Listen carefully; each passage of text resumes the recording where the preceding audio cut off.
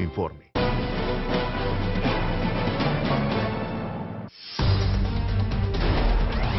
Se coloca la izquierda mexicana al frente del Congreso de la Unión.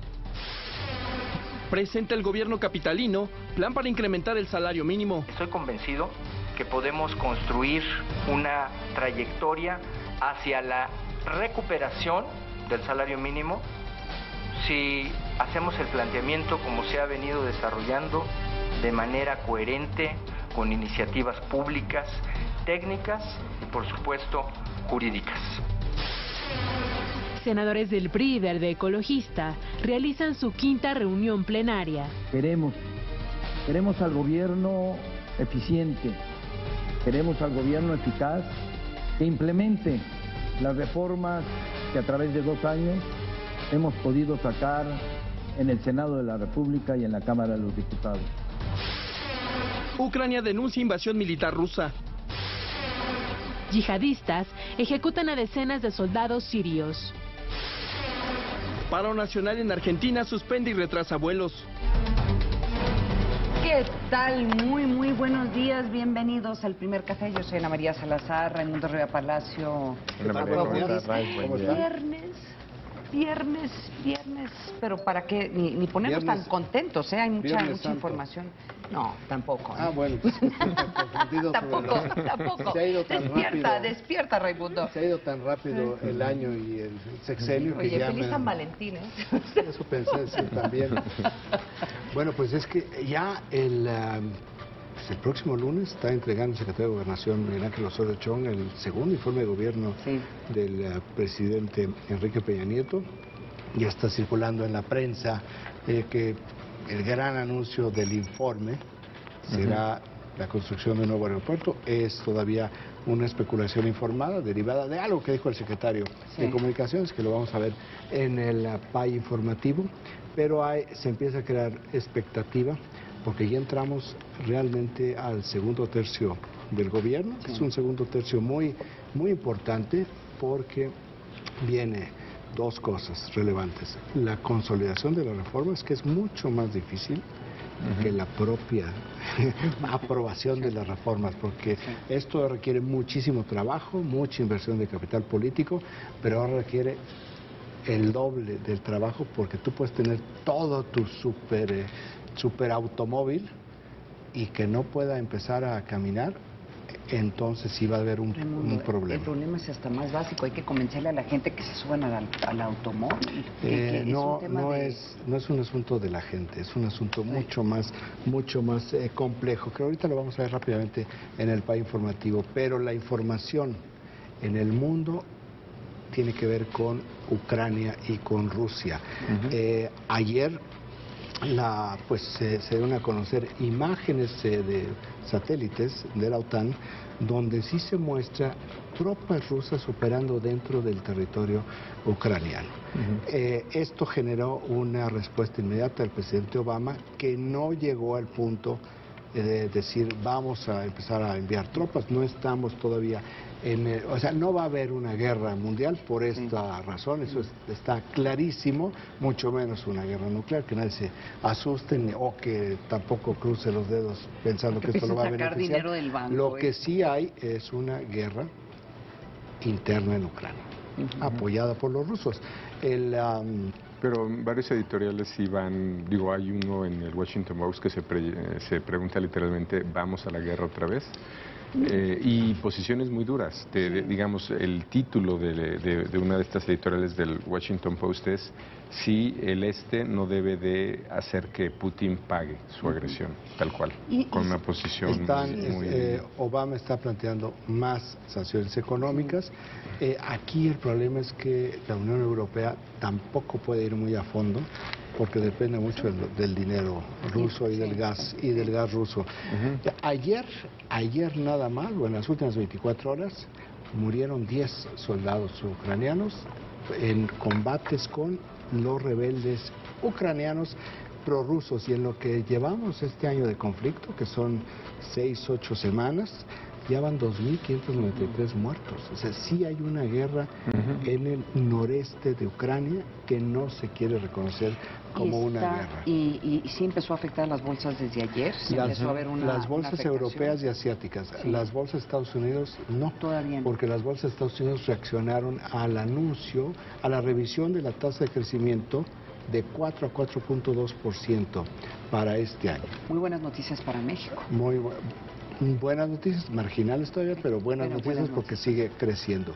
En el PAI informativo, que no trae nada de lo que estamos mencionando, pero sí hay buena información en el PAI informativo, hay que decirle esto, viene con 20% de los impactos la propuesta del jefe de gobierno del Distrito Federal, Miguel Ángel Mancera, sobre el salario mínimo. Ya vamos a hablar de este tema un poco más a fondo en unos cuantos minutos. El segundo tema es esta reunión que tuvo el presidente de Peña Nieto con la Confederación Nacional Campesina.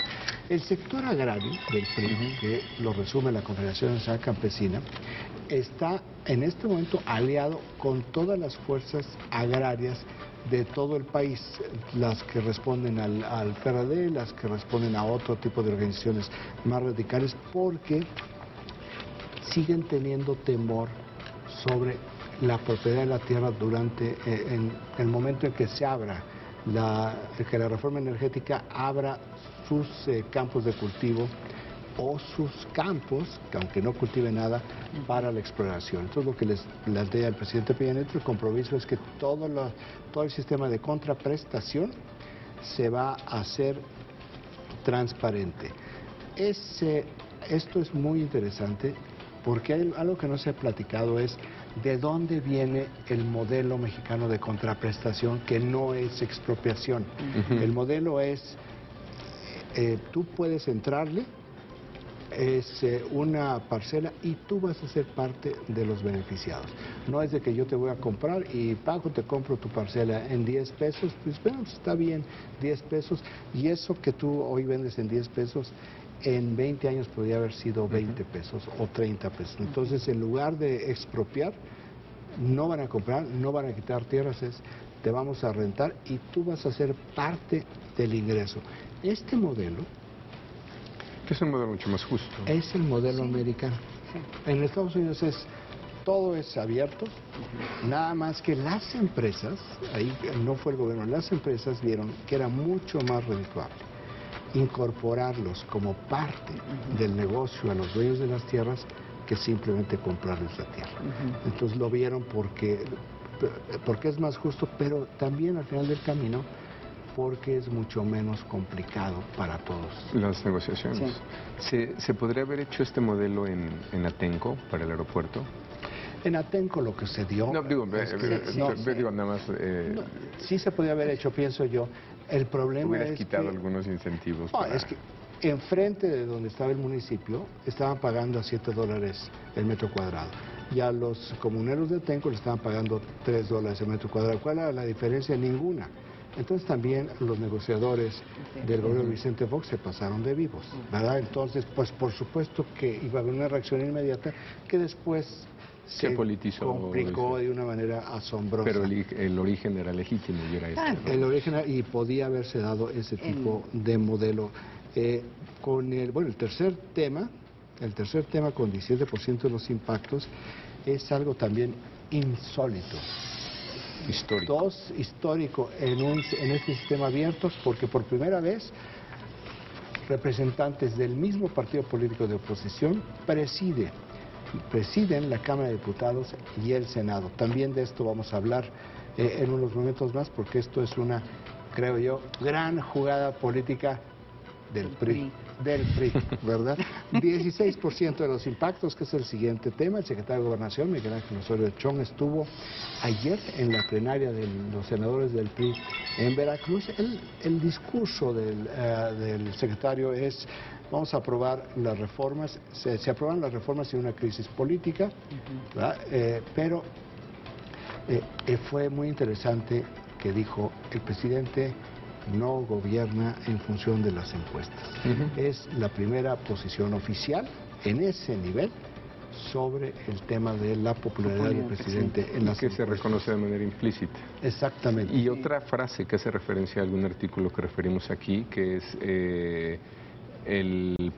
uno de los gobiernos, si no es que el único en estos momentos, que hace cambios radicales sin estar en crisis, ni económica ni política. Utilizó literalmente la expresión. Eso fue una felicitación literal del Banco Mundial, o sea, de Lagarde, en ese sentido, que es un gran reconocimiento. Del fondo. Del fondo, perdón, del fondo. 15% de los impactos es esta afirmación del secretario de Energía, Pedro Joaquín Caldwell, que anuncia que en agosto del 2016 se va a empezar a notar la reducción del costo de la electricidad en las facturas.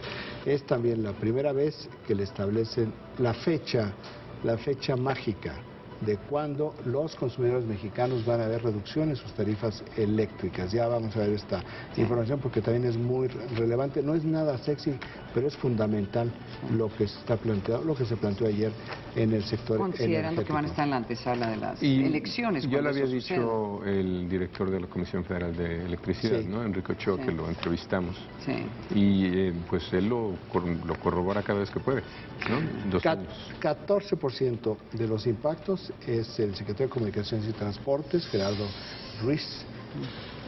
Dijo también ayer frente a los senadores del PRI en Veracruz que es muy probable en unos días el anuncio del nuevo aeropuerto en el Distrito Federal. Este nuevo aeropuerto tendría una inversión de 120 mil millones de pesos. Lo que se quiere hacer es que cuando menos puede inaugurarlo el presidente ya de salida en el 2018. Este nuevo aeropuerto sería dentro de territorios federales. Pues no tiene problemas para estar negociando con ejidatarios. Ningún problema. La pregunta...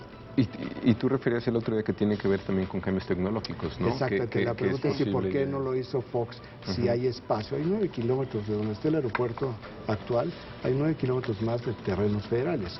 Y yo mencionaba efectivamente por qué el presidente Fox no hizo lo mismo por razones tecnológicas. En ese entonces, 2004-2005, no existían los radares de navegación aérea que pudieran permitir que las pistas se redujeran la distancia una con otra para que pudiera haber 3 pistas en el Aeropuerto Internacional de la Ciudad de México, que eso es lo que se va a hacer.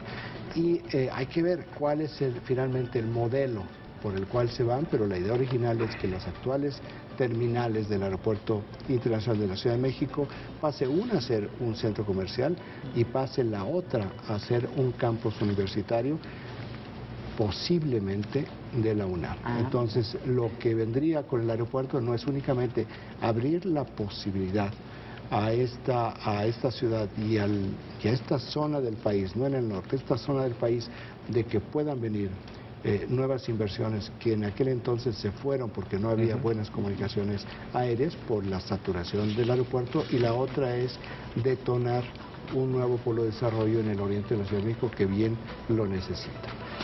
Esto es el PAE informativo que por primera vez, y yo no recuerdo hace cuánto, no trae ninguna declaración. Solo trae información. Estas sí son noticias. Se les agradece. Paren prensas que esta sí fue información. Eso se les agradece. Vámonos a las portadas. Las portadas internacionales hoy están muy interesantes. Te asustas hasta cierto punto porque la mayoría trae el tema de ébola, cómo se ha ido agravando la situación en varios países africanos, y el tema de Ucrania y lo que está pasando con Rusia y el debate que está surgiendo no solamente en Estados Unidos sino en Europa de qué hacer. Va a haber una reunión la semana que entra en la OTAN y se van a tener que hacer decisiones. Hay mucha presión para que la OTAN tome una posición que podría implicar posiblemente más presencia de militares de otros países, que eso es lo que están buscando. No van a mandar militares, no eso creo, es una provocación. Pues es que ese es el tema, pero eso es un poco lo que están tratando de presionar. Entonces, lo que podría suceder son más acciones económicas y políticas, y el cuestionamiento es qué tanto impacto tiene sobre Rusia y más que nada sobre Putin en este momento. El Universal poco común, toma una foto del tema de Ucrania, es decir, es una portada mucho más balanceada de las que hemos visto, es decir, sí toma un tema Sí, se ve internacional. sus temas del ombligo mexicano, ¿verdad? Así es, y destaca mucho dos entrevistas con Silvano Aureoles y Miguel Barbosa, que curiosamente utilizan la misma expresión, el tema de ser institucionales. ¿No? Sí, ¿verdad? Ambos, de hecho, hay alguna similitud entre ambas entrevistas, creo, por la forma en que van a asumir sus cargos. Y ahorita seguramente Raimundo Riva Palacio nos va a tener que comentar porque esto es una estrategia maquiavélica del PRI. No maquiavélica. Pues bastante maquiavélica, o sea, No. pero tienes a los dos... Actúa por libro. O sea, el PRI y el gobierno federal lo hacen por librito. El que tengas tú a los dos líderes de bancadas de la izquierda hablando de institucionalidad, ¡wow! Lo hacen por librito. Lo hacen por ¡Wow! El Financiero tiene el anuncio del nuevo aeropuerto con gráficos Sí. muy útiles para definir dónde va a estar, cómo se va, de qué tamaño va a ser. Sí. Y El País tiene una nota que me parece que nuevamente es como un anuncio reciclado, pero el hecho de que 56 millones de latinoamericanos han salido de la pobreza en los últimos 14 años. ¿Sabes que también... En el debate de clases medias, ¿no? Sí, Que es- también muchas de las portadas nacionales e internacionales, porque estoy viendo la portada del Excelsior, sí están resaltando, sí resaltan pues los actos de... Bueno, van a acabar siendo clasificándose como un genocidio, pero lo que está sucediendo en Siria en este momento, en el Estado Islámico, en donde sistemáticamente se están viendo imágenes de asesinatos masivos de personas, lo están documentando, probablemente este va a ser uno de los genocidios más documentados y más públicos que está, porque ni siquiera, bueno, recuerda lo de Ruanda, que No sí hay, se no hay que se documentó, pero muy documentación poco, a través de los juicios en Aruba. que se empezaron Aruba a ver. está en el norte de Pero Tanzania, estos están documentando todo y están saliendo a la luz, y entonces hay unas imágenes, por ejemplo en el Excelsior, donde hay una caminata, donde están caminando cientos de soldados Sí. que capturaron, y donde ahí está la Mira, foto. semidesnudos ahí. Semidesnudos, y los Que se asesinan. supone todos ellos fueron asesinados. Asesinados, sí. Entonces esto probablemente va a ser los genocidios más documentados de la historia. Gracias a las redes sociales. Pues eso es lo que tenemos en portadas. No sé si quieren agregar algo más. Yo creo que lo único que hay que seguir manteniendo en la atención es el caso del ébola. Sí. Que desapareció de las portadas mexicanas. Trae una fotografía muy fuerte, a 4 columnas, la parte superior del New York Times, sobre el caso de en Liberia. Es una fotografía en Liberia. Y tú, Paco, me estabas mostrando antes de iniciar esta emisión esta tabla Claro. espectacularmente dramática. Hay que un publicó gráfico el Washington Post. muy impresionante de cómo ha evolucionado, ¿no? Y cómo este número de 3.500 muertos en una historia gráfica del 76 a 2014, puedes ver, digamos, de qué tamaño es la crisis. Bueno, la crisis de la erupción actual, el brinco, ¿Qué dio? todos los demás años juntos no suman el Así brinco. Es que estamos en actual. este momento, además con información nueva de que está mutando la enfermedad. Que es esta parte que mencionaba Paco, cómo lo que se señala es que el brote de ébola en el Congo no es el mismo tipo de virus de África noroccidental.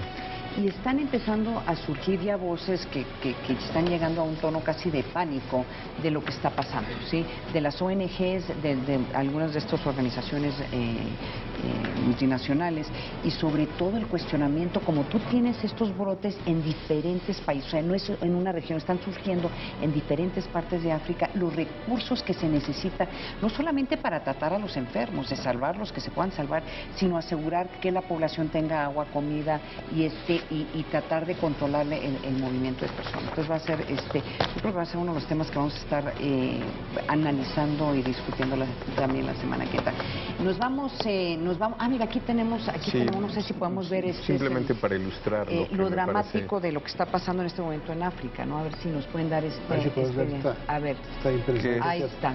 Esto da una idea del tamaño de la crisis que se está Fíjate viviendo. nada más, 1976, que es cuando se descubre, cuando estalla en el Congo precisamente, y ve nada más el tipo de casos. Ningún caso en 1997, prácticamente nada en el 2004, y súbitamente, de que no hubiera nada en el 2012, un poco en el 2013 y este brinco. 2011 no hay casos. 2011 escandaloso de la epidemia del ébola. ¿Qué es lo que provocó esto? Nadie lo sabe todavía. Es decir, desde su origen, como mencionas, del 76, que llega casi a 1000 casos, nunca se había registrado, nunca había revisado el número de 1000, hablando de barreras psicológicas, y estamos ya sobre los 4500. Están hablando que va a llegar hasta 20,000 casos. Yo, siendo muy pesimista esta mañana, yo creo que van a ser desafortunadamente más. Bueno, vamos a un corte, mucho más aquí en El Primer Café.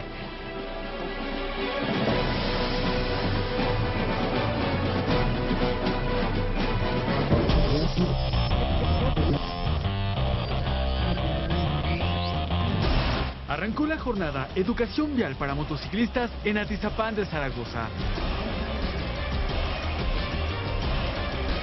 Queremos llevar esa cultura vial, ¿no? El que respeten desde los límites de velocidad. Hay gente que cree que subirse al volante es nada más acelerar como loco, y nosotros no consideramos eso, ¿no? En la medida que respetemos todas las normas mínimas de vialidad, vamos a convivir mejor en las calles. Agradecer mucho a Itálica por sumar esfuerzos con este gobierno y traer sus trabajos. Lo que hay que reconocer, como él bien lo decía, cuando la iniciativa privada no piensa nada más en sacar utilidades, sino lo comparte con la sociedad.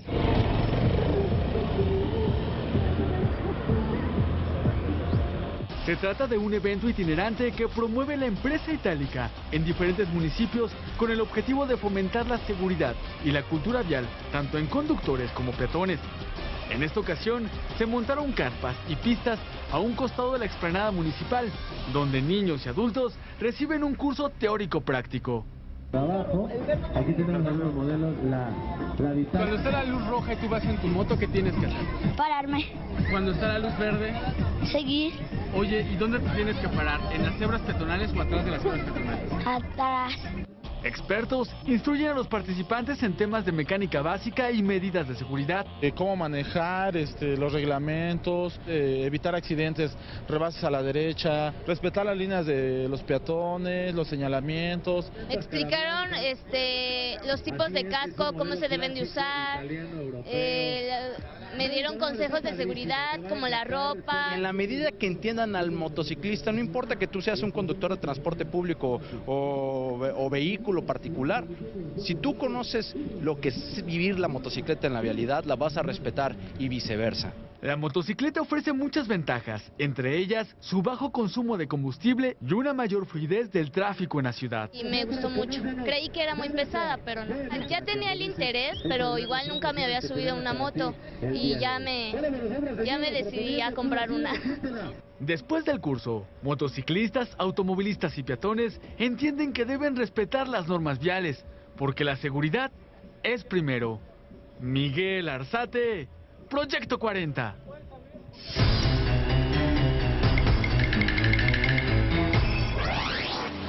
Maratón de la Ciudad de México.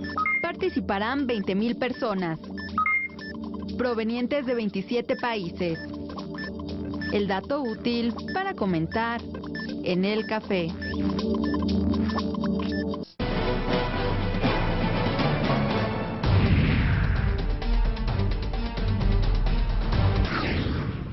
El próximo periodo ordinario de sesiones, la izquierda mexicana presidirá el Congreso de la Unión. Ayer, el perredista Silvano Aureoles rindió protesta como presidente de la mesa directiva de la Cámara de Diputados para el tercer año de la 62 legislatura. Las y los mexicanos esperan de nosotros resultados que se vean reflejados en el entorno inmediato. Los problemas que aquejan a la gente requieren y demandan soluciones de fondo. La gente anhela cambios y con razón justificada. La sociedad es cada vez más exigente y qué bueno. Esta sociedad más exigente y más crítica espera que sus representantes estemos a la altura de las circunstancias. El legislador michoacano fue elegido por el Pleno de la Cámara Baja con 343 votos a favor, 11 en contra y 6 abstenciones. En tanto que Tomás Torres, del Partido Verde Ecologista de México, fue electo para ocupar la primera vicepresidencia de este recinto legislativo. La Junta de Coordinación Política de San Lázaro quedará en manos del diputado del PRI, Manlio Fabio Beltrones. También tomó protesta la diputada de ese mismo partido, María de Lourdes Flores Treviño, en sustitución de Irma Elizondo Ramírez, quien falleció en agosto pasado. Los diputados fueron convocados para el próximo lunes para recibir el informe anual del presidente Enrique Peña Nieto. Mientras que en el Senado de la República, el perredista Miguel Barbosa ocupará la presidencia de este recinto legislativo. Esto después de que el coordinador del PRI en la Cámara Alta, Emilio Gamboa, informara que su grupo parlamentario aprobó la candidatura del senador Barbosa. Gamboa afirmó que esta decisión fue respaldada por los líderes del PAN y del Verde Ecologista en el Senado. De esta manera, el próximo 1 de septiembre, los perredistas Silvano Aureoles y Miguel Barbosa iniciarán los trabajos del periodo ordinario de sesiones al frente del Congreso de la Unión. Regresamos con nuestros analistas a la mesa de El Primer Café. Aquí se está viendo periódicos, medios de comunicación, todo el mundo resaltando lo histórico que es esto. Pero sí, el PRD está en una situación muy difícil porque tienen que tomar una posición antagónica al PRI ante lo que podría venirse en el tema, los cuestionamientos de la reforma energética, las elecciones. Sí, pero tienes muy bien amarrados a tus líderes. No, porque no son líderes de partido. No, al asumir estos son presidentes de las cámaras. Ahora, sí tiene un impacto. Tú puedes tener una posición antagónica. Sí. Es absolutamente respetable, es útil además porque te generan los balances. Lo que tú también debes de hacer es generar certidumbre. ¿Certidumbre en qué sentido? En que si tú dices en una negociación o estás hablando y tratando de mediar y dices, tenemos que, por razones de esta naturaleza, esto es blanco, que al día siguiente sea blanco. Pero entonces, Raimundo, lo que es que son diferentes cosas. Tú no puedes utilizar las presidencias con un carácter faccioso. Bueno, pues, dile eso al PAN, porque eso fue exactamente lo que pasó con el PAN, en que hubo esta división tal de que negociaba, el PRI y el PRD con el PAN, y tenían que negociar con dos PANes. Creo que está bien dicho en sus declaraciones, que creo que lo que está diciendo Raimundo, dice... ofrecieron al titular del Ejecutivo, Enrique Peña Nieto, y a las distintas fuerzas políticas llevar una relación institucional y de respeto sin perder la visión e ideología de su partido. Es correcto. ¿No? O sea, Lo primero que dijo Silvano Aureoles es, yo y Miguel Barbosa vamos a estar en el mensaje del presidente. Nos invitaron, vamos a estar. Perfecto. Perfecto. Ahora, que ellos van a tener una posición totalmente distinta sobre ciertos temas. Es perfecto. Pero es más allá de eso, es que la posición que vayan a tomar puede estar dividido hasta dentro de sus mismos partidos. Bueno, lo vimos perfectamente en el PAN, pero entonces no es un asunto de interlocución. El problema que tú mencionas del PAN es el problema dentro del PAN. No fue... Pero se vuelve, si tú vas a liderar el Senado y la Cámara Baja, también tienes que poder tener la capacidad de poder... Se te está olvidando algo que es muy importante. Tú cuando hablas de las divisiones del PAN, en realidad estás hablando de las divisiones con los coordinadores, no con los presidentes de las cámaras. No, es que no es es totalmente distinto. No es lo mismo el coordinador que sí toma posiciones beligerantes, pero aún así tiene que ser confiable y que te genera una división, que el presidente de la Cámara. El presidente de la Cámara no puede tomar partido. Es la misma situación, van a tener elecciones. ¿Crees? A ver, es una situación, no te voy a decir la mía, es muy similar. Van a tener elecciones dentro del partido y se están agarrando las greñas dentro del PRD. La gimnasia con la magnesia. No, yo estoy muy enfocada a la gimnasia. No. ¿Sí? Ahora es probable que haya mucho menor conflicto en esta elección, por lo menos por tres razones. La elección la organiza el INE, que ya es un tema. Ya se dio de alguna manera una purga con la creación de Morena. Es decir, lo que está quedando el PRD es un PRD mucho más alineado con esta línea moderada de, llamémosle, socialdemocracia, ¿no? La reformista. La reformista, exacto. Y por lo menos esos dos elementos yo creo que van a hacer que esta elección sea mucho menos, va a ser la menos complicada que ha tenido el PRD, sin duda. Pero el golpeteo que va a haber entre las facciones internas del PRD va a ser pero no estoy igual, bien seguro pero que tal vez no tan público como el del PAN. el golpeteo, y eso es otra cosa histórica, tenga que ver con estas posiciones. Es decir, prácticamente en todos los informes anteriores, ¿no? Siempre es la caja de chocolates de a ver qué sale, ¿no? Sí. A ver cuál es la manifestación, quién se pone una máscara de cochino, quién sale con una manta, ¿no? Y regularmente era la izquierda, que ese es otro dato histórico. No solamente tienen ambas cámaras, sino hay cierta certidumbre en lo que va a pasar en el informe. ¿Tú crees? O sea, por lo menos no de esta creo, fuerza, sí. En el informe tal vez, bueno, pues en el informe no pero, importa porque no va a ir el presidente a dar el informe. Lo que sí podría pasar, ¿tú crees que dentro del PRD se van a controlar porque está Silvano ahí arriba? Yo tengo la impresión de que... ¿Presidiendo? No creo. Tengo la impresión que va a estar mucho más disciplinado, porque otra vez, los que creo que no se disciplinan, pues... Ustedes que nos están viendo esta mañana, ¿qué piensan? Sí, mándenos sus comentarios. Pero, a ver, yo creo que esta es una parte de la discusión interesante, porque tiene que ver con la izquierda, y la otra es por qué son dos miembros del PRD los que están al frente. En términos legales, dicen, bueno, hay un acuerdo político, que no es legal, hay un acuerdo político en el Senado para que este fuera el año del PRD, y en el caso de la Cámara de Diputados, por también la mecánica que se utiliza entre los tres partidos. Esto lleva mucho tiempo, no es esta legislatura, y en otros momentos sí hemos visto cómo esto se retuerce y un acuerdo político dice no, porque las condiciones cambiaron y vamos en contra. Aquí no. Aquí lo que quedaron se mantuvo. El PRD, que fue muy crítico con la reforma energética, muy crítico con la ley de telecomunicaciones. Y una pregunta, bueno, se puede preguntar, ¿por qué razón el PRD tiene el apoyo del PRI de una manera tan tajante? Yo pienso, y esta es una simple hipótesis, porque el PRD está viviendo una crisis muy fuerte en términos de votos, en términos de electores, y Morena está teniendo, sin haber realmente nacido, está teniendo una fuerza creciente. Bueno, si tiene 160 millones de INE, ya es una fuerza, digamos, ¿no? O sea, ya es una fuerza con presupuesto. Tenía una fuerza sin existir, y ahora también tiene recursos. O sea, ya es un fenómeno, porque un partido de reciente creación nunca creo que había sacado un poquito más que el límite de su registro. Lo que tenemos con Morena ya es una fuerza electoral constituida, donde se especula si va a llegar a 2 dígitos.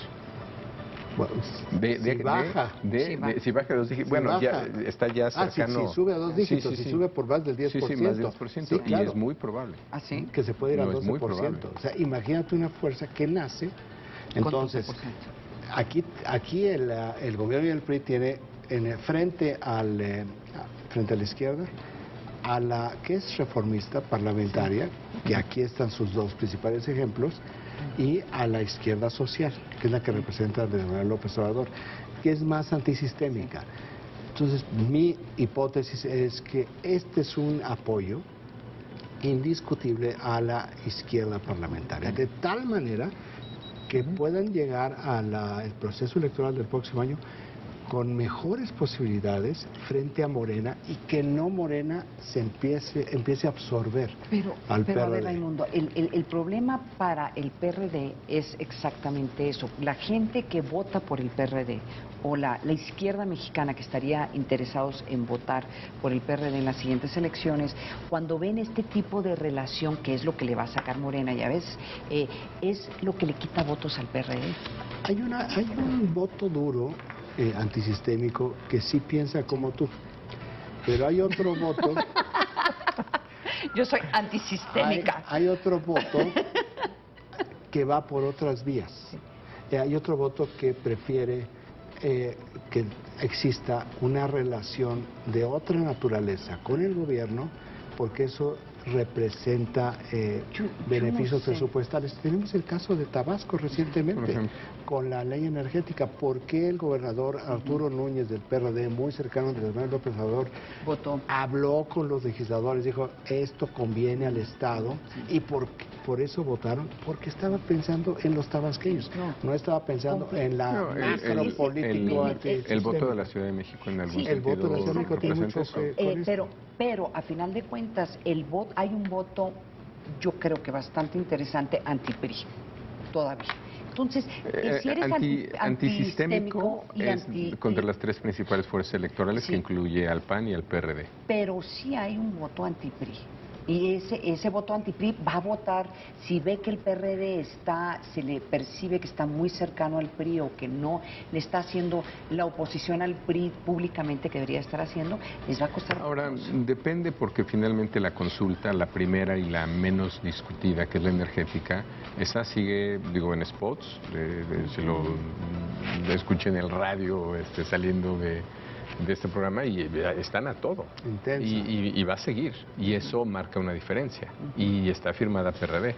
Habrá otra que firme Morena, pero esa posición sigue existiendo y sí es atractiva para ese electorado al que te refieres, ¿no? Porque sí creo que el hecho de que tomes estas posiciones no quiere decir que difieras, o que dejes de diferir, perdón, ¿no? Y eso sí está pasando y va a ser parte de la campaña. Entonces creo que ese elector sigue ahí mientras tenga esta posición. Vamos a otra información. México es el único país en el mundo que aprueba un paquete de reformas estructurales sin crisis económica ni política. Los senadores del PRI y el Partido Verde coincidieron en la importancia de ponerlas en marcha para beneficios de los mexicanos. Bueno, por lo menos eso fue lo que dijeron. Veamos la nota.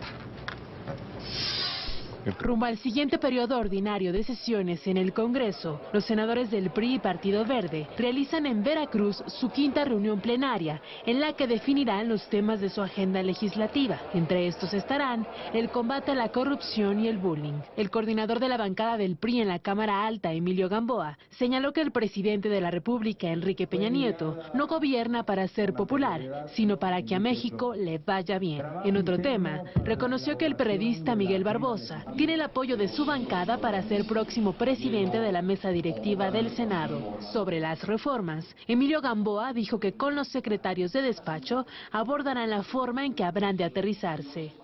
Le pedimos al presidente de la República el día de ayer, y hoy se lo reiteramos a usted, queremos al gobierno eficiente, queremos al gobierno eficaz que implemente las reformas que a través de 2 años hemos podido sacar en el Senado de la República y en la Cámara de los Diputados. En el primer día de trabajo estuvieron presentes el Procurador General de la República, Jesús Murillo Caram, y los secretarios de Comunicaciones y Transportes, Gerardo Ruiz Esparza, de Energía, Pedro Joaquín Caldwell, así como el director de Pemex, Emilio Lozoya, y el presidente nacional del PRI, César Camacho. También acudió el secretario de Gobernación, Miguel Ángel Osorio Chong, quien habló así del presidente de la República. Un presidente que no trabaja con encuestas en mano, un presidente que no toma decisiones viendo índices de popularidad. El encargado de la política interior del país garantizó que el proceso electoral de 2015, en el que se renovarán 19 gubernaturas, se llevará a cabo con transparencia y certidumbre para todos los partidos políticos, y destacó que en México sí se alcancen los acuerdos. Este momento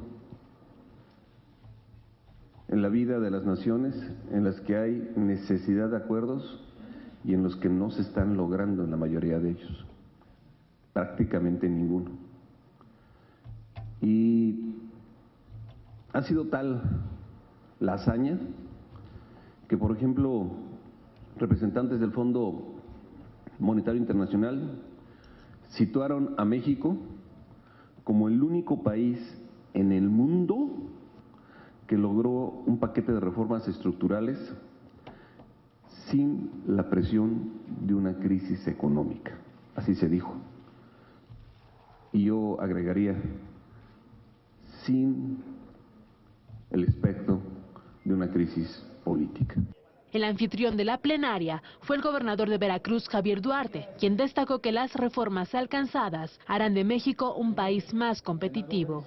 Ahora tenemos la obligación de dar forma a la agenda de nuestro tiempo, no solo con los votos que requerimos, sino también con los resultados que nos permitan cumplir con el México que viene. Los trabajos de la plenaria continuarán este viernes en el puerto de Veracruz. Regresamos con nuestros analistas a la mesa de El Primer Café. Estábamos comentando fuera de la mesa por qué Veracruz. Pues Veracruz es un estado muy importante para el PRI. Muchos votos el año que entra. Sí, es uno de los 5 grandes estados. Es el tercero, después del Estado de México, Distrito Federal y luego Veracruz. O sea, Veracruz es arriba de Jalisco. Tiene la población de un país centroamericano, tiene el tamaño de Guatemala en población.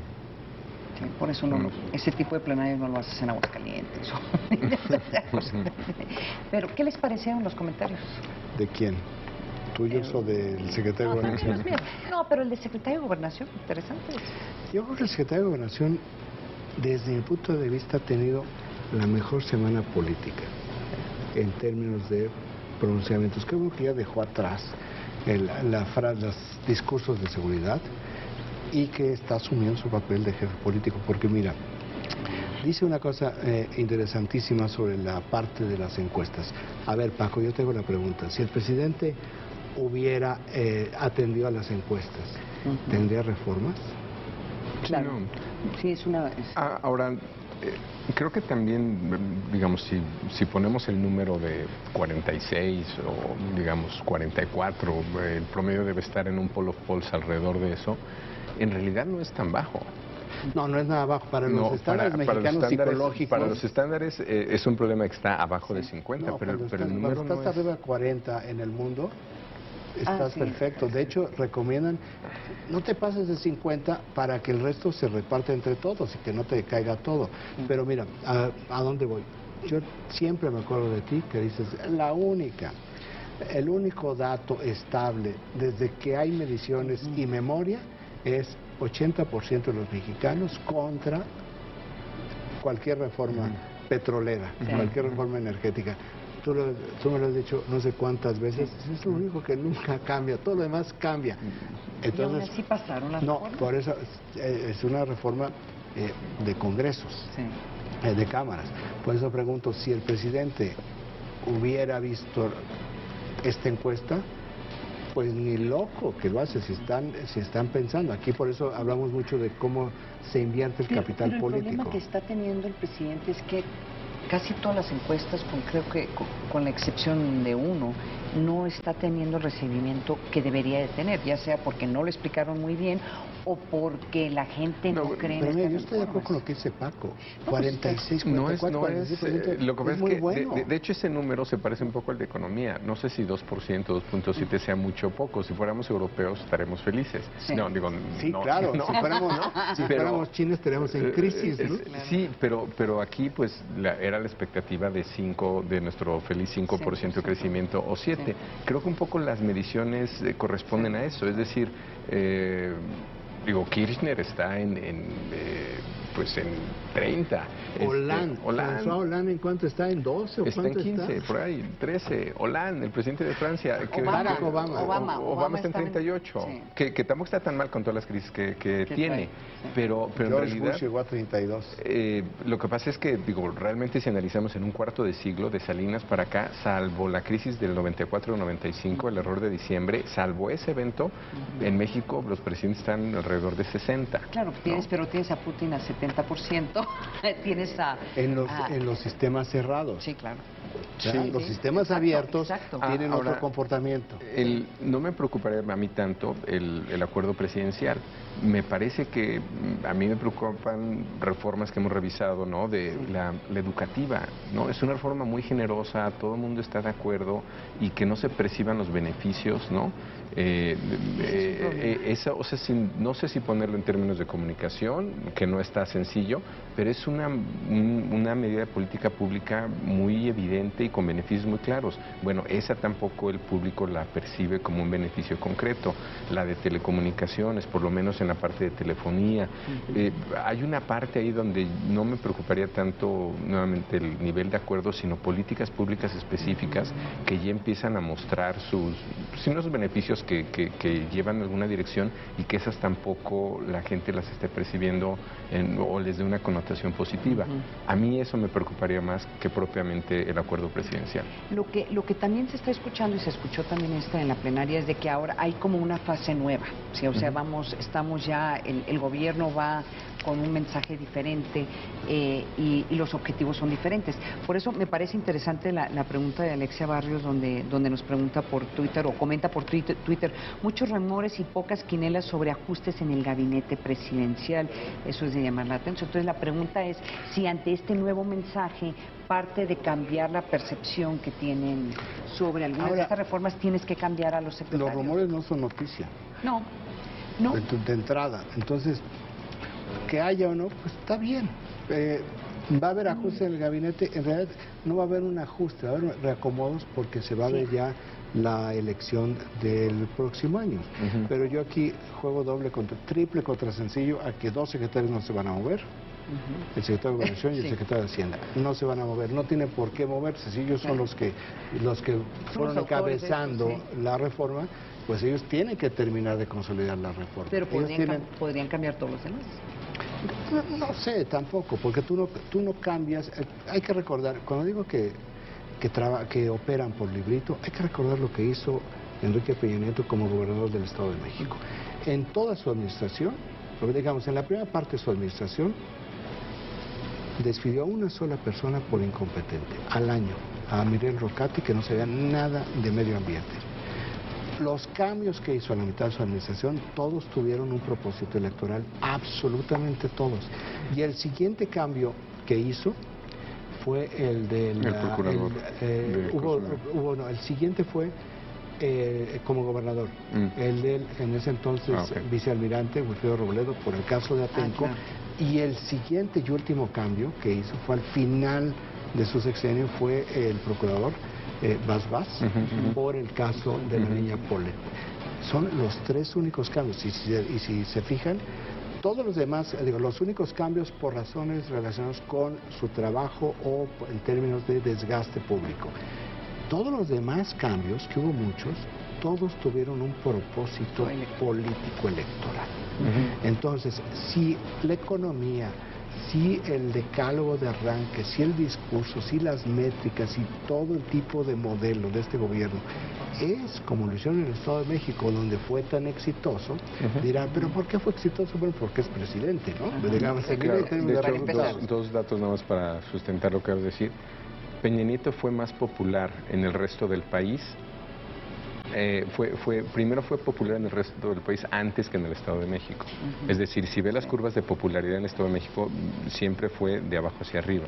Y la primera parte de su administración no era tan popular como se cree, era más popular en el resto del país.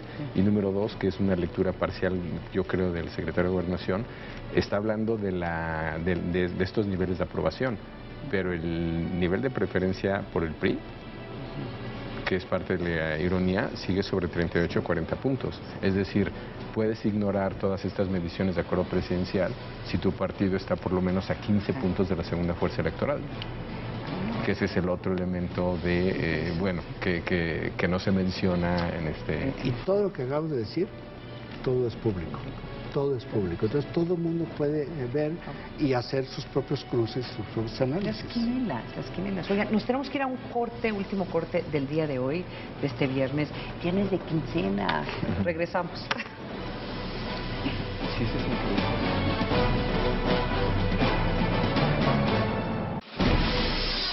Con un récord Guinness arrancó el Festival Gastronómico de la Enchilada. 90 metros de longitud y casi 1 tonelada pesó la enchilada más grande del mundo. Tortillas y salsa, con la receta de la milpa, pollo, calabazas, elotes, quelites y epazote, con un remate de crema y queso. Estamos esperando cerca de 300,000 visitantes, no solamente de Iztapalapa, sino otras partes de la ciudad, una derrama económica superior a los 12 millones de pesos. romper el récord de la enchilada más grande y que los restauranteros se vayan contentos. Todo el año tenemos eventos, tenemos este tipo de eventos que permiten de alguna manera fomentar el desarrollo económico delegacional. La feria invita a la degustación de más de 300 variedades de este platillo. 29 grupos musicales amenizarán la comilona y para bajar la comida, una expo artesanal. El Festival Gastronómico de la Enchilada estará abierto hasta el 7 de septiembre en la explanada del Jardín Cuitláhuac en Iztapalapa. Proyecto 40.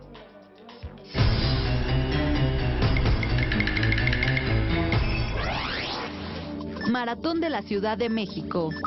42 kilómetros de recorrido. Vigilarán 2,000 policías. El dato útil para comentar en el café.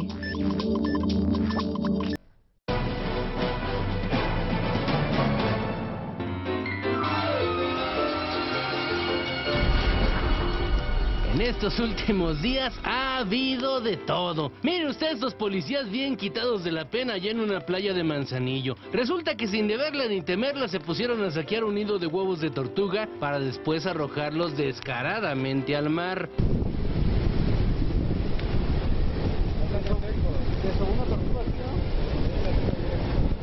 Caras de murcios. ¿Lo oyeron, verdad? Digan algo. No pueden, claro. No se pueden desnegar, ¿no? Eso sí, luego de que se dieron cuenta de que un turista los andaba grabando, se pusieron medio pesados y exigieron que se borrara la evidencia. ¿Me vas a llevar detenido?